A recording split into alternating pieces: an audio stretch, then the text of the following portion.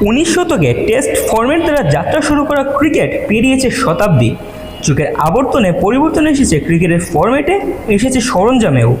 ODI, টি-20 নামের নতুন দুটি ফরম্যাটের পাশাপাশি রঙিন jersey, flood light, LED stamp সহ যুক্ত হয়েছে হকাই, আল্ট্রাওয়েজ, স্নিকোমিটারের মতো প্রযুক্তি। সেই সঙ্গে ক্রিকেটের আকর্ষণ হিসেবে বিশ্ব মাতাচ্ছে বিভিন্ন ফ্র্যাঞ্চাইজি লিগ।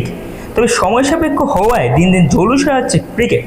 তাই তো ক্রিকেট বোদ্ধারা নিয়ে এলেন ক্রিকেটের নতুন ফরম্যাট, যার নাম টেস্ট-20। 116 নেটওয়ার্কের এক্সিকিউটিভ চেয়ারম্যান ও ক্রীড়া উদ্যোক্তা গৌরব বাহিরবানি উদ্ভাবন করেছেন এই চতুর্থ ফরম্যাটটি।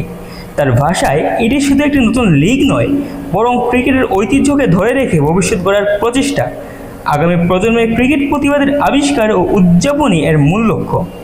এর প্রথম মৌসুম শুরু হবে জানুয়ারি 2026-এ। এতে অংশ নেবে 6টি আন্তর্জাতিক ফ্র্যাঞ্চাইজির দল। প্রতিটিতে থাকবে 8 জন স্থানীয় ও 8 জন আন্তর্জাতিক খেলোয়াড়।